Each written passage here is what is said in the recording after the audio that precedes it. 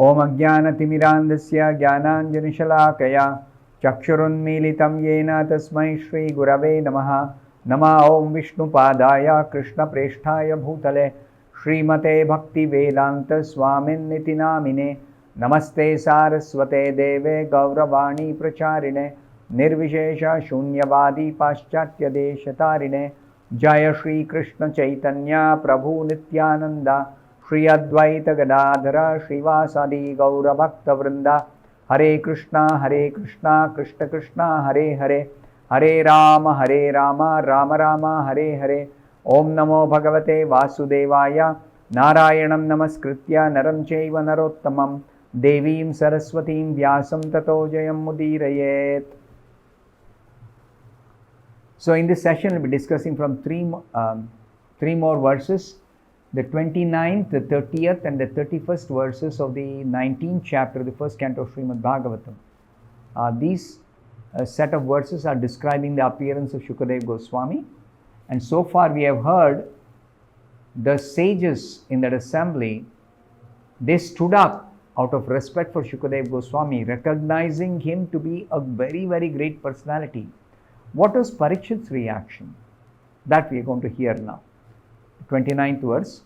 Sa Vishnurato atithaya agataya tasmai saparyam shirasa jahara tato nivritta hi abudha striyo arbhaka mahasane sopa vishesha pujitaha.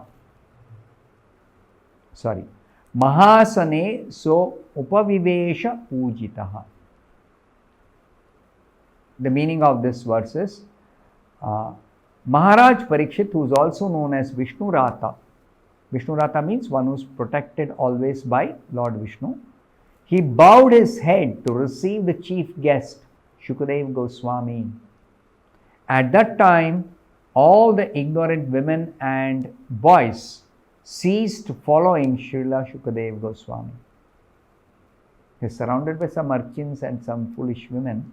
So all of them became alerted that here is a great personality, he is not a madman. So then they stopped following him, they just disappeared from there. Receiving respect from all, Shukadeva Goswami took his exalted seat. It's in the purport, Srila Prabhupada explains very nicely. On Shukadeva Goswami's arrival at the meeting, everyone except Srila Vyasadeva, Narada and a few others stood up.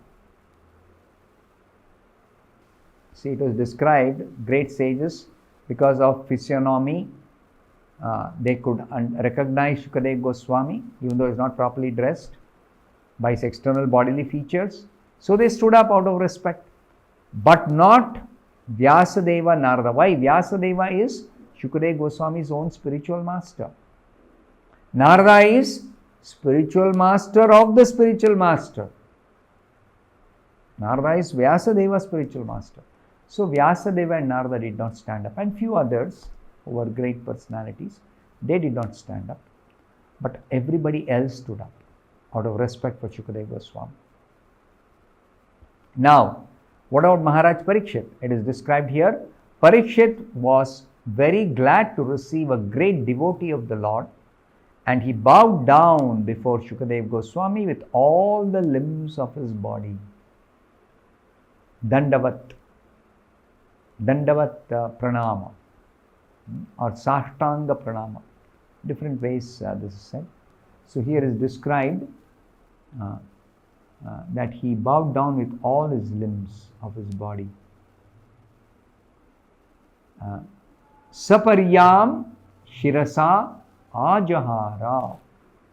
With all the limbs of his body, he bowed down completely to Shukadeva Goswami. Shukadeva Goswami also exchanged the greetings and reception by embrace, shaking of hands, nodding and bowing down, especially before his father and Narad Muni. Shukadeva Goswami knew how to exchange greetings depending on the different person's position or achievements. So with some equals, he was shaking hands. With juniors, he was embracing them and acknowledging some people's greetings by nodding his head, and especially to his father Vyasadeva and Narad Muni, he bowed down himself because he is a junior. Thus, Shukadeva Goswami was offered the presidential seat at the meeting because he was the greatest realized, advanced, spiritually advanced personality of his time, recognized by all other great persons. So he was offered the seat of the president of the assembly, the chief person in that assembly of Parikshit Maharaj. When he was so received by the kings and sages, the street boys and less intelligent women who were following him were struck with wonder and fear. So they retired from their frivolous activities, and everything was full of gravity and calm. You see how the whole atmosphere changed completely after the arrival of Shukadeva Goswami? The 30th verse.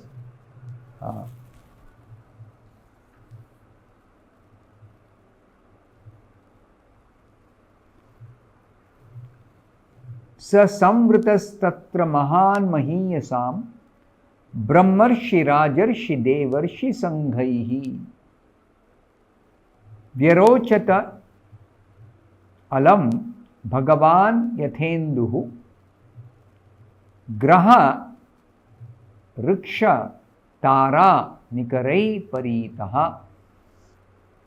The meaning of this 30th verses. Shukadeva Goswami was then surrounded by saintly sages and demigods, just as the moon is surrounded by stars, planets, and other heavenly bodies. His presence was gorgeous and he was respected by all. So Shukadeva Goswami's appearance there in the assembly of Parikshit Maharaj is very, very, very special.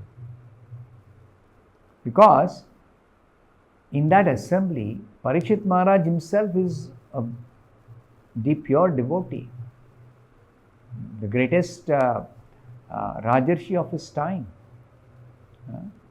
And other Rajarshis, Devarishis, Brahmarishis, Arunodayas, they all arrive from different parts of the universe to witness Parikshit Maharaj quitting his body. So in that great assembly, how was Shukadeva Goswami appearing? Like the moon is surrounded by stars, planets and other heavenly bodies. This is a natural beauty in the sky at night, especially on a full moon night. How does it look? The moon will be shining the brightest among all the other heavenly bodies in the sky, as seen from the earth at night. But the other heavenly bodies will be twinkling like stars, planets, and the other heavenly bodies. Moon will outshine all others, all other heavenly bodies, particularly on a full moon night. So that is the beauty, natural beauty. So this presence of Shukadeva Goswami, surrounded by all varieties of saintly persons, all great personalities, is compared to this moon in the night sky, full moon surrounded by stars, planets and other heavenly bodies.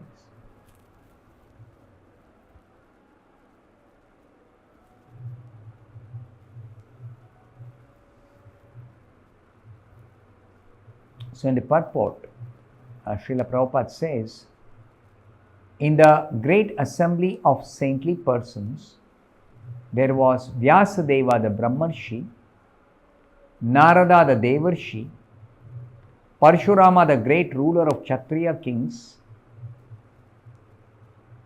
etc. Rajarshi.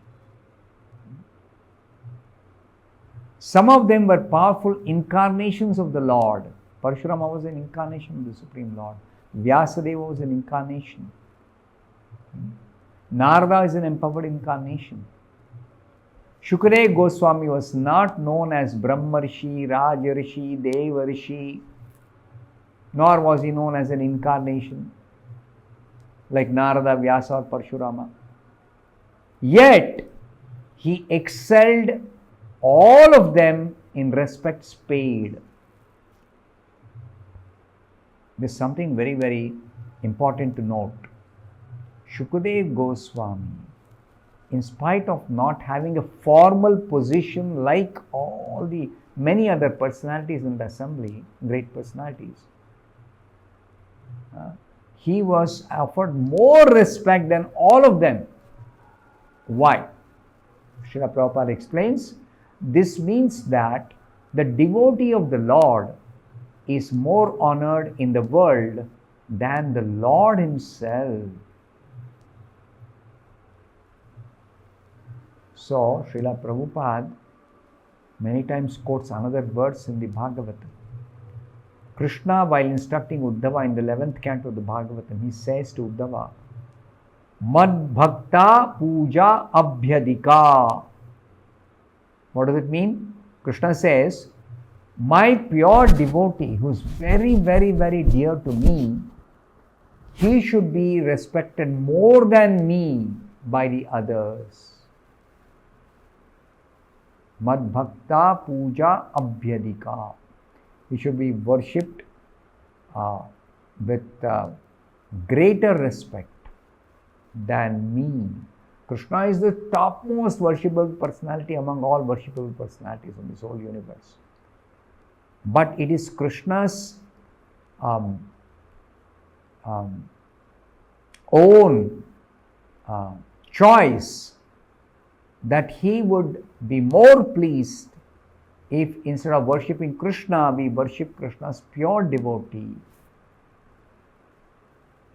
So therefore, Prabhupada concludes this purport by telling, one should therefore never minimize the importance of a devotee like Shukadeva Goswami.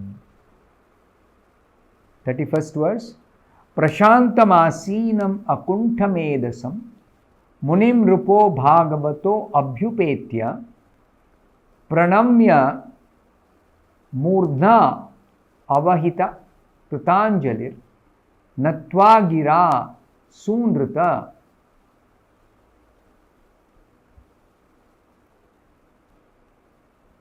anvapritchat.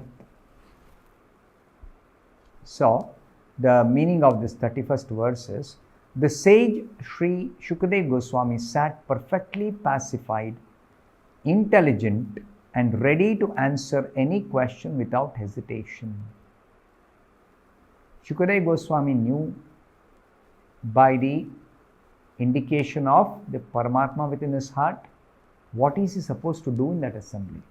Even without Parikshit speaking, before Parikshit could even speak anything, he knew why he was there, what was his purpose in being brought there by the Supreme Lord, and what was he supposed to do in that assembly. Everything he knew.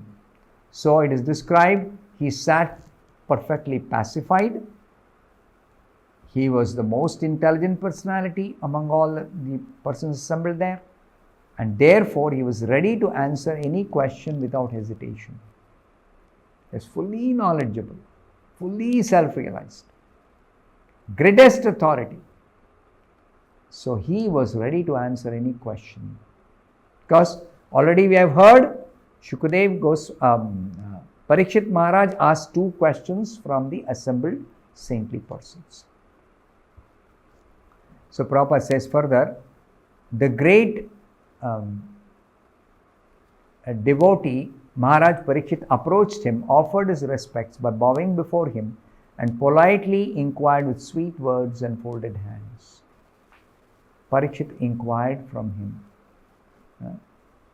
So what inquiry did he make of Shukadeva Goswami will be described in the later verses.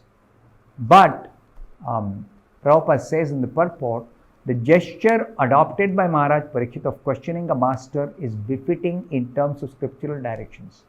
What does scriptural directions say? One should humbly approach a spiritual master to understand the transcendental science, Tad vijnanartham sagurum eva abhigachet. One must approach a bona fide spiritual master. So Parikshit Maharaj is already actually fully aware what he is supposed to do. He is already told, assembled saintly persons, kindly sing the glories of Vishnu so that I can fix my mind on the lotus feet of the Supreme Lord before I quit my body. But when Shukadeva Goswami came, as a matter of etiquette, he approached Shukadeva Goswami with folded hands and actually began to inquire about the transcendental science, assuming a humble position. So I'll stop here. Thank you very much. Hare Krishna.